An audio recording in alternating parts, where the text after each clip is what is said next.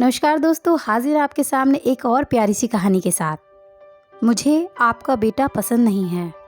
देखो, अपनी लड़की को अच्छी तरह से समझा देना, लड़के वालों के सामने कोई गड़बड़ ना कर दे। आपने इसे कुछ ज़्यादा ही सर पे चढ़ा रखा है।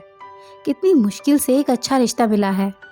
दीदी बता रही थी कि बहुत बड़ा घर है उन लोगों का। बड़ी बहन की शादी हो चुकी है, छोटा भाई अभी पढ़ रहा है। अतुल ही अपने पापा का पूरा बिजनेस संभालता है। बस उन लोगों को हमारी वंशिका पसंद आ जाए। राधा जी अपने पति महेश जी को कह रही थी। मेरी बेटी कोई सामान है क्या जो वो लोग उसे पसंद करेंगे? मेरी बेटी हीरा है, हीरा। बड़े किस्मत वाले होंगे वह लोग जिनके घर मेरी बेटी जाएगी।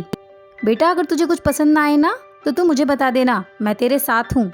वंशिका को अपने कमरे से बाहर आता देख बोले महेश जी, मैं कहती थी ना, आपकी लाड़ प्यार ने ही इसे बिगाड़ा है। जब आप ही ऐसी बातें करेंगे तो कब पीछे रहेगी ये? तिलमिला उठी राधा जी। बस बस, अब आप लोगों ने क्यों झगड़ा करना शुरू कर दिया? और हाँ माँ, मैं अंदर से सब सुन रही थी। आप क्या कह रही थी? मैं गड़बड़ कर देती हूँ? मैं क्या गड़बड़ करती हूँ? आपके रिश्तेदार नमूने ही ऐसे पकड़ कर लेकर आते हैं कि कोई चुप भी कैसे रहे। वंशिका बोली, अरे हाँ राधिका की माँ, मैं बाजार जा रहा हूँ, मुझे बता दो मेहमानों के लिए क्या क्या सामान लेकर आना है। इससे पहले कि माँ बेटी की बहस शुरू हो जाए, महेश जी ने वहाँ से दूर जाने में ही अपनी भलाई समझी। दोस्तों, वंशिका बैंक मैनेजर महेश जी और राधा जी की छोटी बेटी है, जो जर्नलिज्म करने के बाद कुछ दिनों से शहर की एक न्यूज़ एजेंसी के साथ जॉब कर रही है। बड़ी बेटी राधिका की शादी हो चुकी है। छोटा बेटा गौरव हॉस्टल में रहकर मेडिकल की पढ़ाई कर रहा है। वंशिका शुरू से ही मुखर स्वभाव की है। अगर उसे कोई बात पसंद नहीं आती तो वह मुंह पर बोल देती है, फिर चाहे किसी को बुरा लगे तो लगे। उसके स्वभाव की वजह से राधा जी बहुत परेशान रहती हैं। उसकी बहन ने अपनी जान पहचान वालों में से वंशिका के लिए रिश्ता बताया था। लड़का अतुल अपने पिता के साथ मिलकर बिजनेस संभालता था। वह लोग शाम को वंशिका को देखने के लिए आने वाले थे। वंशिका बेटा, मेहमानों के सामने जरा तमीज से पेश आना, टाइम से तैयार हो जाना। तुम्हारी दीदी राधिका भी नहीं आ पाई, उसकी सास बीमार है, नहीं तो वह भी तुम्हें समझा देती। इतना अच्छा रिश्ता हाथ से नहीं निकलना चाहिए बेटा। माँ की हिदायतें लगातार जारी थी। शाम को तय समय पर अतुल अपनी मम्मी पापा और दीदी और जीजा जी के साथ उसके घर आ गए। चाय नाश्ते के साथ बातचीत का सिलसिला शुरू हो गया। माँ को बुरा ना लगे इसलिए वे जैसे कह रही थी वह चुपचाप वैसा ही करती जा रही थी। माँ के कहने पर उसने अपना गुलाबी सूट पहनकर हल्का सा मेकअप कर लिया। अरे यही है आपकी बिटिया जिसकी कितनी देर से तारीफ किए जा रहे थे आप महेश जी। फोटो में तो गोरी लग रही थी, सामने देखने पर सांवली लग रही है। लंबाई तो तुमसे भी कम होगी। क्यों बिटिया, मैं ठीक कह रही हूँ ना? अपनी बेटी की तरफ देखकर बोली अतुल की माँ। अरे माँ, फोटो में तो सब सुंदर लगते हैं, असलियत तो सामने देखने पर ही पता चलती है। अपने को रूप सुंदरी समझने वाली अतुल की बहन ऐसा बोली। खाना तो बना ही लेती होगी, और क्या क्या शौक है तुम्हारे? घर का काम तो आता है कि नहीं? नहीं भी आता तो हम सिखा लेंगे, हमें कौन सा बाहर भेजना है, नौकरी करवानी है। हमारे घर में किसी चीज़ की कमी तो है नहीं।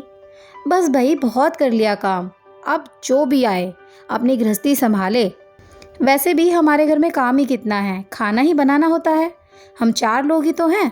अतुल की माँ ने अपनी बेटी के साथ मिलकर उसका पूरा इंटरव्यू ले डाला। एक और समोसा अपनी प्लेट में रखने के बाद बोली, अतुल बेटा जाओ, तुम भी लड़की से कुछ पूछना हो तो पूछ लो। तब तक हम लोग दान दहेज की बात कर लेते हैं। वैसे हमारी कोई मांग तो है नहीं, बस बढ़िया से होटल में बारात की अच्छी सी खातिरदारी हो जाए, वह तो आप लोग कर ही देंगे ना। और रही दान दहेज की बात, तो कौन माँ बाप अपनी बेटी को खाली हाथ विदा करते हैं? क्यों, सही कह रही हूँ ना? अतुल के पापा कहकर बेशर्मी से हंसने लगे वो लोग। उसका मन तो नहीं कर रहा था, लेकिन जब मम्मी ने इशारा किया तो अतुल को गार्डन में लेकर आ गई। देखिए वंशिका जी, मेरे मम्मी पापा की पसंद ही मेरी पसंद है। शादी के बाद तुम्हें इस बात का ख्याल रखना होगा कि उन्हें कभी किसी बात से कोई परेशानी ना हो। बहुत काम कर लिया उन्होंने, अब मैं चाहता हूँ अपनी बाकी की ज़िंदगी वे आराम से गुजारें। हमारा अच्छा खासा बिजनेस है, किसी चीज़ की कोई कमी भी नहीं है।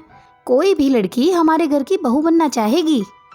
और हाँ, वह आपके पापा बता रहे थे आपकी जॉब के बारे में, तो मुझे इन सब में कुछ भी इंटरेस्ट नहीं है, क्योंकि शादी के बाद तो वैसे भी आपको जॉब करनी नहीं है।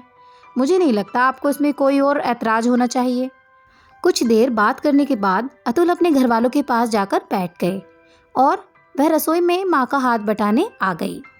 देखिए, मेरे बेटे ने तो पहले ही कहा था, जो आप लोगों को पसंद हो वही मुझे पसंद है। रंग रूप में मेरे बेटे के मुकाबले तो नहीं है आपकी बेटी, पर चलो हर चीज़ कहाँ मिलती है।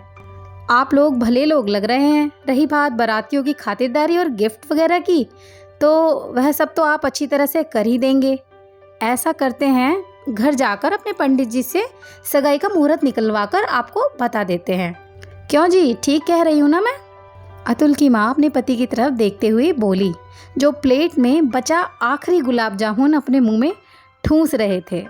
इससे पहले कि वह कुछ और बोलती, इतनी जल्दी भी क्या है सब तय करने की? 1 मिनट रुकिए आंटी जी, मुझे लगता है आपको अपने बेटे के लिए पत्नी नहीं, घर के काम करने के लिए किसी नौकरानी की ज़रूरत है।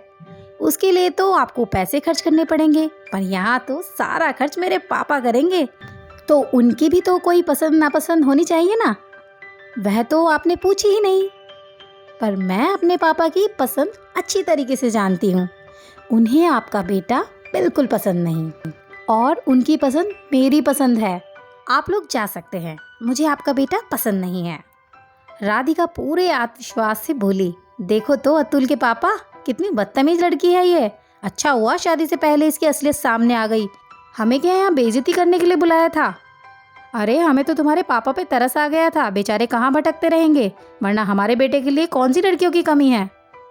दोस्तों, उन्हें सपने में भी कभी उम्मीद नहीं थी कि कभी कोई लड़की इस तरह से दरवाजे का मुंह नहीं दिखा देगी।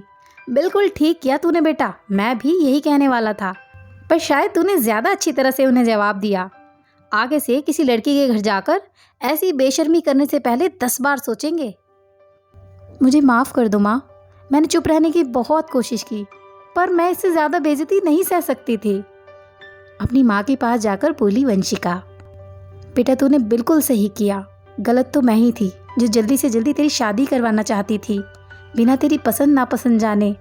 अब तेरी शादी उसी जगह होगी, उसी से होगी जिसे तू पसंद करेगी, जो तेरे गुणों और काबिलियत की कद्र करेगा, तुझे बराबरी का अधिकार देगा, और मुझे पूरा विश्वास है कि ऐसा जीवन साथी एक ना एक दिन तुझे ज़रूर मिलेगा।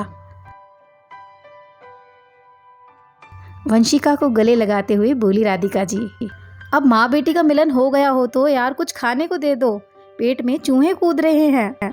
माहौल को थोड़ा सा हल्का करने के लिए बोले महेश जी, भूख तो मुझे भी बहुत ज़ोर की लग रही है माँ, वंशिका ने भी कहा। तो अपनी आंखें पोंछ रही रसोइयों में पूरी सेकने चल दी राधिका जी। दोस्तों, बेटियों के बड़े होते होते माँ बाप को उनकी शादी की चिंता सताने लगती है, पर शादी ही लड़कियों की ज़िंदगी की आखिरी मंजिल नहीं है।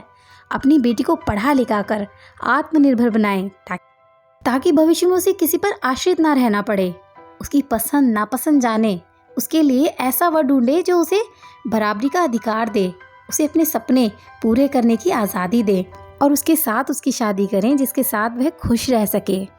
दोस्तों, उम्मीद करती हूँ आज की लाजवाब कहानी आप सभी को पसंद आई होगी। पसंद आई हो तो पता है ना क्या करना है, चैनल को लाइक शेयर सब्सक्राइब कीजिएगा। मिलते को नई कहानी के साथ, तब तक के लिए अलविदा।